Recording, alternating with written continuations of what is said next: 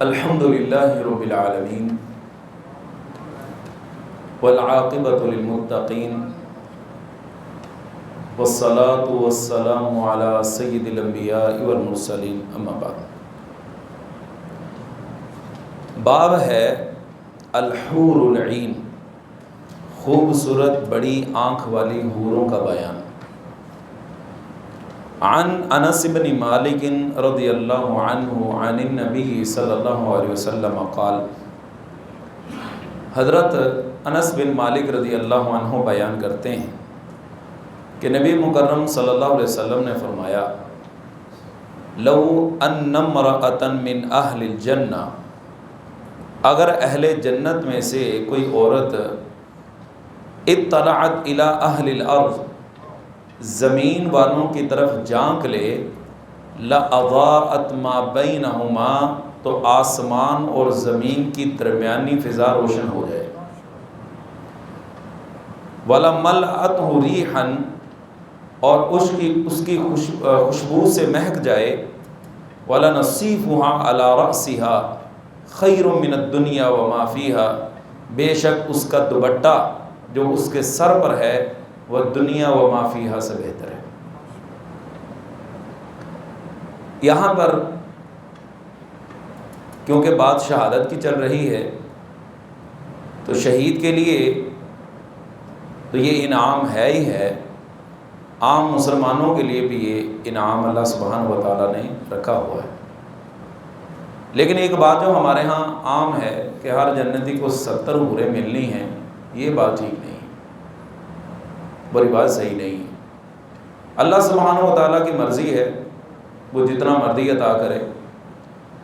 یہاں پر ایک اور چیز ہے، بعض لوگ یہ اعتراض کرتے ہیں کہ جی مولوی حضرات جو ہے وہ ہر وقت حوروں کی لالچ دیتے رہتے ہیں، جب دیکھ لیں حور کا تذکرہ کرتے ہیں، ان کو حوروں کے علاوہ کوئی چیز نہیں سنانی آتی۔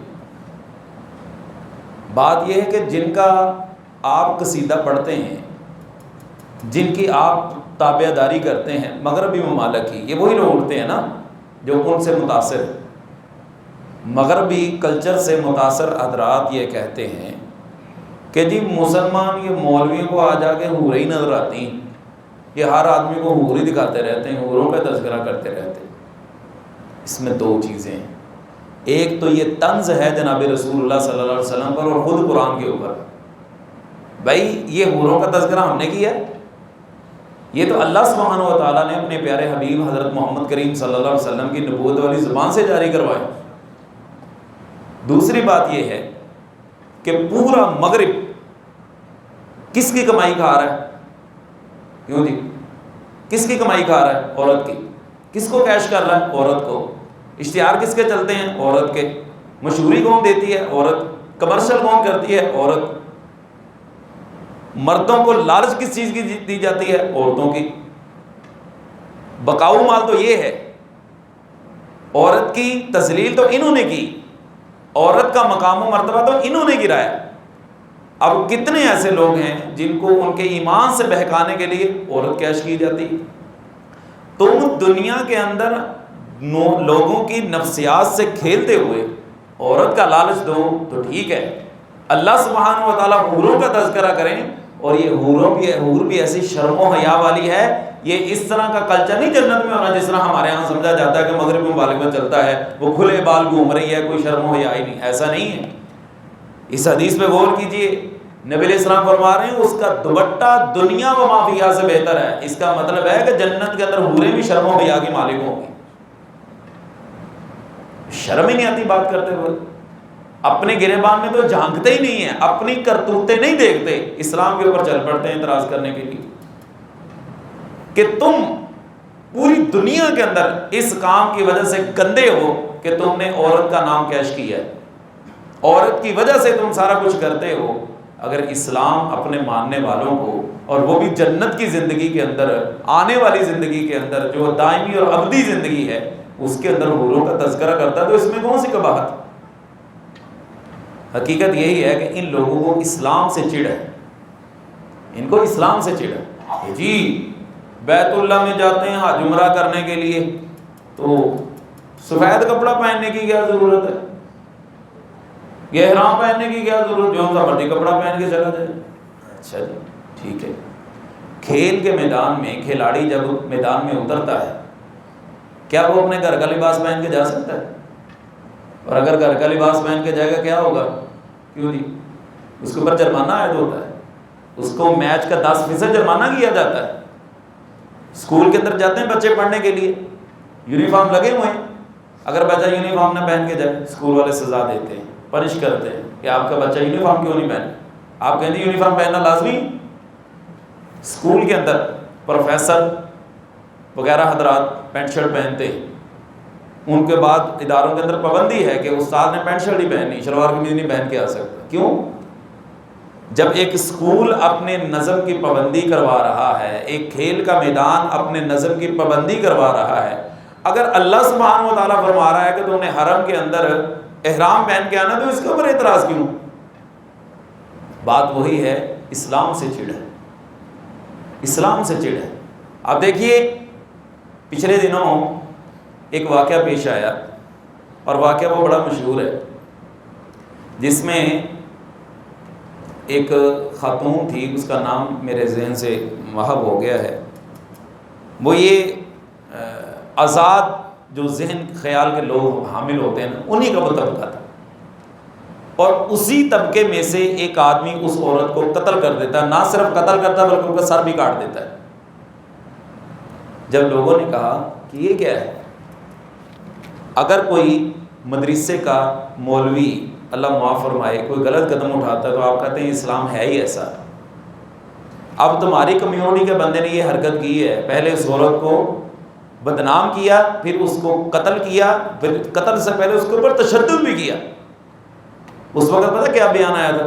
یہ اس کا اپنا پرائیویٹ میٹر ہے، کسی کی شخصی زندگی کے اوپر ہم کون ہوتے اعتراض کرنے والے؟ یہی بات جب ہم کہتے ہیں کہ اگر بھیڑوں میں سے کوئی کالی بھیڑ نکل آئے تو اس میں ہمارا کیا، اسلام کا کیا قصور ہے، اس وقت ماننے کے لیے تیار ہی نہیں ہوتے۔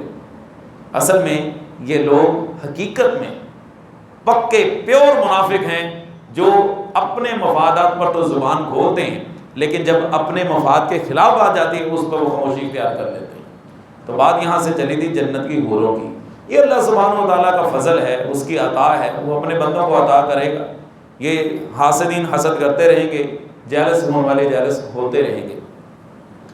اگلی حدیث ہے من ينکب او یطعن فی سبیل اللہ، جسے اللہ کی راہ میں چوٹ یا نیزہ لگے۔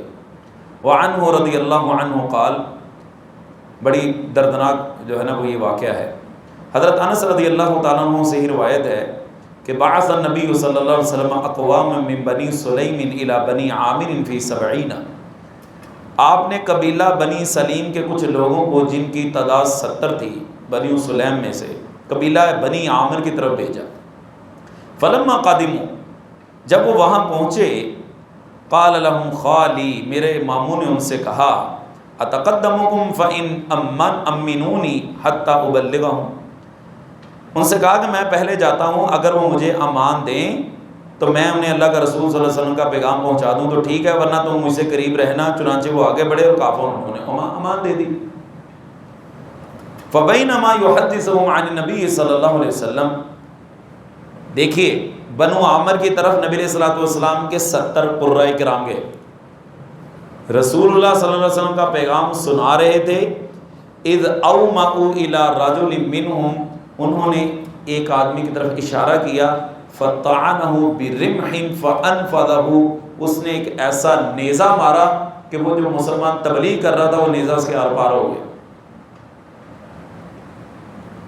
فقال اللہ اکبر، یہ مسلمان صحابی جب گرے کہنے لگے اللہ بڑا ہے، فزت ورب الکعبہ، رب کعبہ کی قسم میں کامیاب ہو گیا کہ میں تو اللہ کی راہ میں شہید ہو رہا ہوں۔ ثم مالوا علی بقیۃ اصحابہ فقتلوہم، اللہ اکبر، پھر انہوں نے باقی صحابہ کو بھی قتل کر دیا، 70 کے 70 صحابہ کو شہید کر دیا۔ الا رجلا اعرج صاعد الجبل، ان میں سے ایک آدمی بچا جو پہاڑ پر چڑھ گیا۔ فاخبر جبریل علیہ السلام النبی صلی اللہ علیہ وسلم، حضرت جبریل نے اللہ کے حکم کے مطابق نبی علیہ الصلوۃ والسلام کو اس واقعے کی خبر دے دی۔ کہ آپ کے جو 70 صحابہ ہیں نا وہ شہید ہو گئے. انہم قد لقوا ربہم، وہ اپنے رب سے مل چکے ہیں. فرضی عنہم وارضاہم، وہ اپنے رب سے راضی ہو گئے، رب ان سے راضی ہو گیا. فقلنا نقرأ، ہم قرآن پاک کے اندر یہ پڑھا کرتے تھے ان بلغوا قومنا ان قد لقینا ربنا فرضی عنا وارضانا. یہ قرآن کے اندر حصہ موجود تھا جو بعد میں منسوخ ہو گیا، اللہ کے حکم کے مطابق وہ قرآن کا حصہ نہ رہا. وہ کیا تھا کہ ہماری قوم کو ہماری طرف سے پیغام پہنچا دیں، ہم اپنے رب سے مل چکے، ہمارا رب ہم سے راضی، ہم ان سے راضی. ثم نسخ بعد، پھر یہ حصہ مسخ کر دیا گیا، مطلب منسوخ کر دیا گیا، ختم کر دیا. فدعا علیہم 40 صباحا علی رعل وزکوان وبنی لحیان وبنی عصیہ. یہ وہ قبائل تھے جنہوں نے دغا بازی کی، جنہوں نے فراڈ کیا، دھوکہ دیا مسلمانوں کو.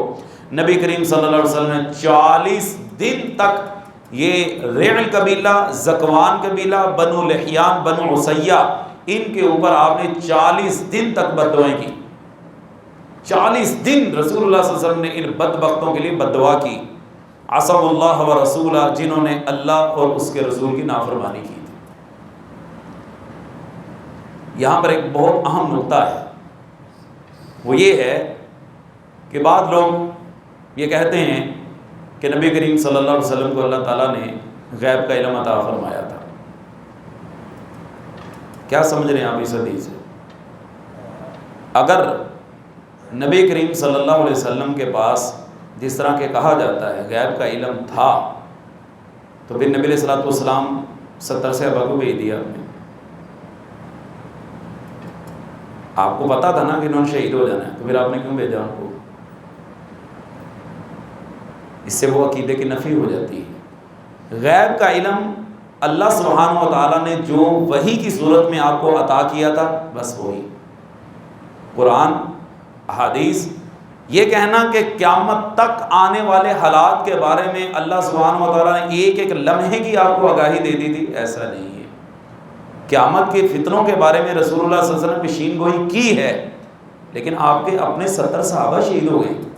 اگر آپ کو غیب کا علم ہوتا تو آپ بھیجتے نا ان کو. کیوں جی؟ بات نکل رہی ہے کہ نہیں؟ مسئلہ ثابت ہو رہا ہے کہ نہیں؟ لیکن نبی علیہ الصلوۃ والسلام کو کس نے خبر دی؟ آگے جبریل نے آ کے خبر دی کہ آپ کے وہ صحابہ شہید ہو گئے. اگلی حدیث اسی سلسلے کی، عن جندب بن سفیان رضی اللہ عنہ ان رسول اللہ صلی اللہ علیہ وسلم کان فی بعض المشاہد. اللہ اکبر. جندب بن سفیان رضی اللہ تعالیٰ عنہ بیان کرتے ہیں کہ رسول اللہ صلی اللہ علیہ وسلم کسی جہاد میں تھے کہ آپ کی انگلی مبارک شہید ہو، زخمی ہو گئی. فقال، تو آپ نے اپنی انگلی کو مخاطب کر کے کہا، هل انت الا اصبع دمیتی وفی سبیل اللہ ما لقیتی. تو ایک انگلی ہے جو خون آلود ہو گئی ہے. تو نے جو مصیبت اٹھائی ہے نا، یہ کوئی عام مصیبت نہیں، اللہ کی راہ میں آئی. تو ساتھی فرمایا کرتے ہیں شیخ ارشاد القصری صاحب کہ اللہ والوں کو جب اللہ کی راہ میں کوئی مصیبت اور تکلیف آتی ہے نا، وہ اس تکلیف کو انجوائے کرتے ہیں. انجوائے کرنے سے مراد وہ ہائے ہائے نہیں کرتے. جس طرح ہمارے ہاں ماحول ہوتا ہے، میں مر گیا، میں یہ ہو گیا، وہ ہو گیا، ہائے بڑی تکلیف ہے، میں تو مرتا ہی جا رہا ہوں. اللہ کی راہ میں آنے والی تکلیف انسان کو تکلیف نہیں رہتی. وہ یہ سمجھتا ہے کہ اس تکلیف کے ذریعے میرے اللہ نے مجھے معاف کر دینا ہے. نبی کریم صلی اللہ علیہ وسلم کا فرمان ہے نا، مومن آدمی کو ایک کانٹا بھی چبھ جائے نا، ایک کانٹا بھی، یہ کانٹے کا چبھ جانا بھی اس کے لیے گناہوں کا کفارہ ہے. آپ کو بخار ہو گیا، اللہ تعالیٰ بچا کے رکھے، لیکن یہ زندگی کا حصہ ہے. آپ کو بخار ہو گیا، یہ بخار بھی آپ کے گناہوں کا کفارہ ہے. آپ کو کوئی تکلیف پہنچ گئی، ذہنی طور پر پریشانی آ گئی، اذیت آئی، آپ نے صبر کا مظاہرہ کیا، اس تکلیف کے اوپر بھی آپ کو اجر ملے. آپ جوتا پہننے لگے، جوتا پہنتے پہنتے آپ کے پاؤں میں پتہ چلا کیل لگ گیا جوتی کو، اور آپ کے پاؤں کو لگ گیا، اس کیل کے چبھنے پر بھی آپ نے منہ سے کوئی بات نہیں نکالی، اس میں بھی اللہ اجر دے. آپ جا رہے ہیں، راستے میں جا کے آپ کی گاڑی کو کوئی نقصان ہو گیا، آپ نے صبر کا مظاہرہ کیا، تکلیف آئی ہے نا، اس پہ صبر کریں گے، اس پہ بھی اجر ملے. میں نے کل عرض کیا تھا نا، نبی علیہ السلام نے فرمایا کہ عجب علی امر المومن، مومن کا معاملہ بڑا عجیب ہے. اس کو تکلیف پہنچتی ہے تو صبر کر کے اجر لے لیتا ہے، اگر اس کو خوشی ملتی ہے تو اللہ سے شکر کر کے اجر لے لیتا ہے۔ دونوں حالتوں میں اس کا معاملہ خالی نہیں۔ آج کی حدیث آخری سبق کی، میں یجرح فی سبیل اللہ عز وجل، اللہ کی راہ میں زخمی ہونے کی فضیلت۔ عن ابی ہریرہ رضی اللہ عنہ ان رسول اللہ صلی اللہ علیہ وسلم قال، حضرت ابو ہریرہ رضی اللہ عنہ بیان کرتے ہیں رسول اللہ صلی اللہ علیہ وسلم نے فرمایا، والذی نفسی بیدی، اس ذات کی قسم جس کے ہاتھ میں محمد صلی اللہ علیہ وسلم کی جان ہے، لا یکلم احد فی سبیل اللہ واللہ اعلم بمن یکلم فی سبیلہ الا جاء یوم القیامہ، جس کے ہاتھ میں میری جان ہے، کوئی شخص اللہ کی راہ میں زخمی نہ ہوگا اور اللہ ہی خوب جانتا ہے کہ اس کی راہ میں زخمی کون ہوتا ہے۔ یعنی ایک ہے انسان اللہ کی راہ میں نکلا ہے، لیکن اب یہ زخمی ہونا اللہ کی راہ میں ہی لوگوں کو دکھانے کے لیے، یہ تو اللہ ہی جانتا ہے، مگر وہ قیامت کے دن اس حال میں آئے گا، واللون لون الدم، اس کا خون تو خون ہی ہوگا، لیکن والریح ریح المسک، اس کی جو خوشبو ہے وہ کستوری کی ہوگی۔ عام طور پر خون سے اسمیل آتی ہے نا، اس کی بڑی عجیب سی اسمیل پیدا ہوتی ہے، لیکن اللہ کی راہ میں آنے والا زخم کل قیامت کے دن خون نکل تو رہا ہوگا، لیکن اس خون سے جو خوشبو آ رہی ہوگی وہ کستوری کی ہوگی، کیونکہ یہ زخم کس کی راہ میں آیا ہے؟ اللہ سبحانہ و تعالیٰ۔ دیکھیے اللہ تعالیٰ کو اپنے بندوں کی ادائیں کتنی پسند ہیں، اب وہ کس ادا کے اوپر اپنے بندے کو معاف کر دے یہ تو ہمیں نہیں معلوم، بہرحال انسان کو ادائیں کرتے رہنا چاہیے جو اس کی فرما برداری کے اوپر مبنی ہوں۔ اللہ سبحانہ و تعالیٰ سے دعا ہے اللہ سبحانہ و تعالیٰ ہماری حفاظت فرمائے اور دین کے مطابق زندگی گزارنے کی توفیق عطا فرمائے۔ وآخر دعوایا ان الحمد للہ رب العالمین۔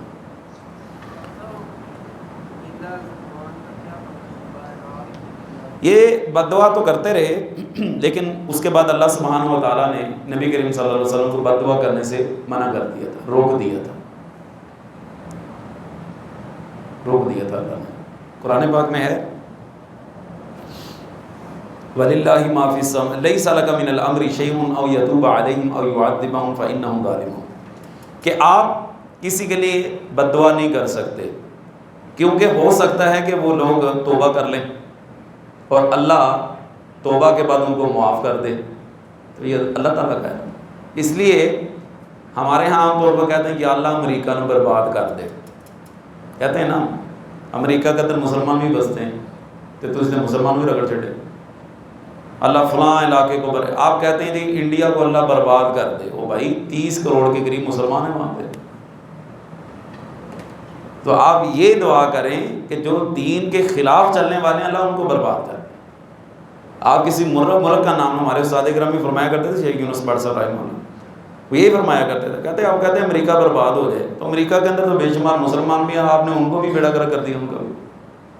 اس لیے جو دین کے خلاف ہیں، جو دین کے خلاف سازشیں کرتے ہیں ان کے لیے۔ اور ایک اور بات میں آپ کو عرض کروں، یہ تو نبی علیہ الصلوۃ والسلام نے اپنے صحابہ کے لیے بد دعا کی نا، نبی کریم صلی اللہ علیہ وسلم نے اپنے ذاتی مفاد میں جہاں پہ آپ کو ذاتی طور پر انفرادی طور پر نقصان پہنچائے گا، آپ نے کبھی بد دعا نہیں کی۔ یہ نبی علیہ السلام کی پوری سیرت طیبہ کا خلاصہ ہے کہ آپ نے ایک تو اپنی ذات کے لیے کبھی کسی سے انتقام نہیں لیا، دوسرا کبھی آپ نے بدلہ بھی نہیں لیا، بد دعا بھی نہیں کی۔ اور ہم چھوٹی چھوٹی بات پہ بد دعائیں دیتے ہیں، حتیٰ کہ میں ایک آرٹیکل پڑھ رہا تھا، اس میں بڑی اس نے پیاری بات کہی کہ ہمارے ہاں عام طور پر بچے گھر میں کوئی چیز لے کے آتے ہیں نا، مثلا مجھے پانی پلانے لگا بچہ میرا اور اس نے پلیٹ کے اندر گلاس رکھا ہوا ہے، اس کا ہاتھ گرا، وہ ہاتھ تھوڑا سا ہلا، پلیٹ گر کے ٹوٹ گئی، شیشے کی تھی یا کپ ٹوٹ گیا یا گلاس ٹوٹ گیا، اور ٹوٹ پینیا تیرے ہاتھ ہی ٹوٹ جانا کہہ دیتے ہیں نا عام طور پر، اور تیرا بیڑا ہی غرق ہو جائے گا، ڈبو کے مار جائے، اس طرح کی باتیں ہم کہہ دیتے ہیں۔ اس نے کہا یہ معاملہ بڑا حساس ہے، خدا نہ خاصہ وہ ٹائم قبولیت کا ہوا تو بعد جناب ہتھانیاں دیتیاں کہنے منہ نہ کھولنیاں پہنیاں تو بسا کر وہ بھی نہیں کھول دی ہیں، تو کیوں نہ اس موقع پر دعا دے دی جائے، اوے اللہ تیرے معاملات کی اصلاح فرمائے، یار یہ کیا کر رہا ہے تو، اللہ تجھے سلامت رکھے، یہ کیا کر رہا ہے تو، اس طرح کی دعا دے دیں اس کو، شاید اس کا بیڑا پار ہو جائے۔ یہ کیا مسئلہ ہوا، بیڑا ہی غرق ہو جائے تیرے ہاتھ ٹوٹ جانا اور ٹوٹ پینے، یہ کیا مسئلہ ہو؟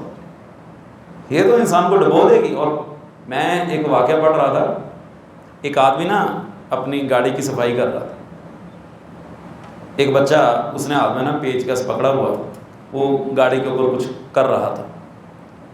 اب ہمیں بھی بڑا غصہ آتا ہے بس اوقات بچہ ہماری سواری کے ساتھ کچھ کرے یا ہمارے کپڑوں کے ساتھ کچھ کرے، ہمیں اپنے کپڑے بڑے عزیز ہیں نا، اپنی سواری بڑی عزیز، بچے سے زیادہ وہ قیمتی ہمیں ہماری نظروں میں۔ اس نے تھپڑ مارا بچے کے منہ پہ، بچہ بے ہوش ہو کے گر گیا۔ اب ہاتھ پاؤں کی بھی پڑ گئی، اٹھایا بچے کو ہسپتال لے کے گئے، انہوں نے کہا جی تو ڈیڈ ہو گئے، بچہ ایکسپائر ہو گیا۔ بڑا رویا، چیخا چلایا، بڑا بہرحال کچھ دن گزر گئے۔ اس نے کہا دیکھوں تو صحیح وہ گاڑی کے ساتھ کر کیا رہا تھا۔ جب وہ گیا نا، اس نے وہ جملہ دیکھا تو سر پکڑ کے بیٹھ گیا اور یوں دیوار میں مارنے لگ گیا۔ اس بچے نے لکھا ہوا تھا آئی لو یو پاپا۔ یہ بسا اوقات انسان کے لیے وبال بن جاتی ہے، اس لیے صبر کا، تحمل کا مظاہرہ کرنا چاہیے۔ ہمارے بڑے کہا کہتے ہیں انسان کو صبر کرنا چاہیے، دیکھے اونٹ کس کروٹ بیٹھتا ہے، جب دھول ہٹے گی نا پھر پتہ چلے گا اصل معاملہ کیا ہے۔ تو انسان تھوڑا سا انتظار کر لے، اس کے بعد پھر اگلا مرحلہ اٹھائے۔ عقل مند بندے کی یہی نشانی ہوتی کہ وہ معاملے کو فوری طور پر ریئیکشن نہیں دیتا، بلکہ چاروں اینگل سے دیکھتا ہے کہ اصل معاملے کی نوعیت کیا تھی، پھر اس کے اوپر وہ کوئی نہ کوئی جو بھی ریئیکشن دیتا ہے۔